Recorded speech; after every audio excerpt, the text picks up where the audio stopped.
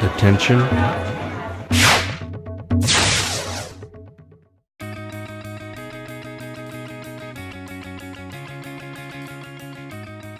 Hi, my name is Erica Olson. Today's whiteboard session is on goals, goal setting.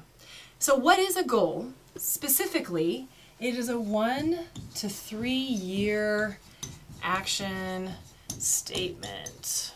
Okay, so let's address the biggest problem that we have with goals, objectives, cornerstones, priorities, whatever the heck you want to call them. We have a problem with semantics, and we want to cut the semantics out, of course, when we're talking about goal setting. So, right now, call it whatever you want to. We're using the definition in the word goal. What we're really talking about is how do you develop an effective 1 to 3 year action statement.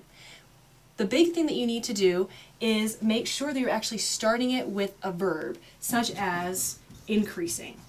Okay? A good goal actually says what dial are we trying to move, right? Increasing, decreasing, reducing. Maintaining is okay if you actually just want to articulate that you're trying to do something, but you're not necessarily trying to change it. But most of the time in strategy development, we're trying to change something. We're trying to see a movement. So again, what movement are we trying to see? The next thing that's important when you're setting good goals is to make sure they're SMART. And we just love this acronym. What does it stand for? The S stands for specific, M, measurable, we'll look at that in a moment, actionable. So what the heck does actionable mean? That means when you read it in a year from now, you remember what you wrote and you can do something about it. Trust me, I've seen a lot of plans and we often forget what we intended when we wrote the statement.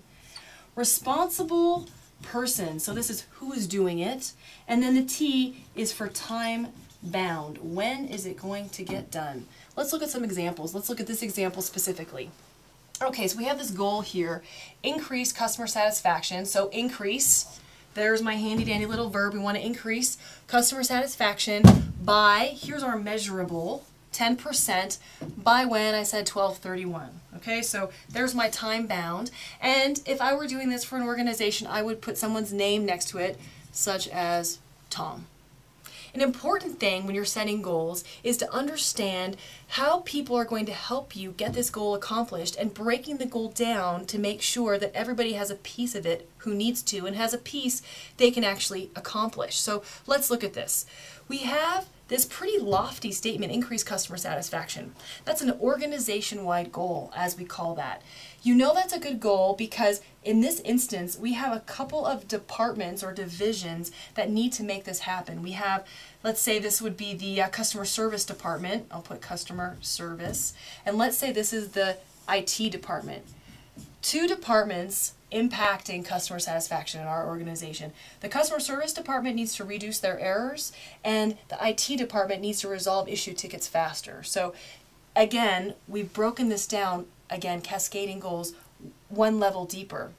Now, within the customer service department, there maybe are a couple of people within the department that help us reduce errors. Maybe it's a process, or it's a system, or it's a form that we need to fill out more effectively. Same thing in IT, couple of people that need to help resolve issue tickets a little bit faster. So what have we done? We've taken this big lofty goal, increase customer satisfaction. We can't accomplish that. We've broken it down into two palatable things. So the customer service manager does have command control, they have accountability to fix errors, and IT has accountability to resolve issue tickets faster, and then they have something to manage within their organization. So we're taking this big idea, and the team member has something very specific, their own goal, that they can use to help develop and accomplish customer satisfaction and increasing it by 10%. So my tip relating to setting good goals is to make sure that you really think about how does it go from the big picture to the small picture, and making sure when you articulate it, you are actually being really specific about identifying, is it specific, measurable, actionable, responsible, and time bound.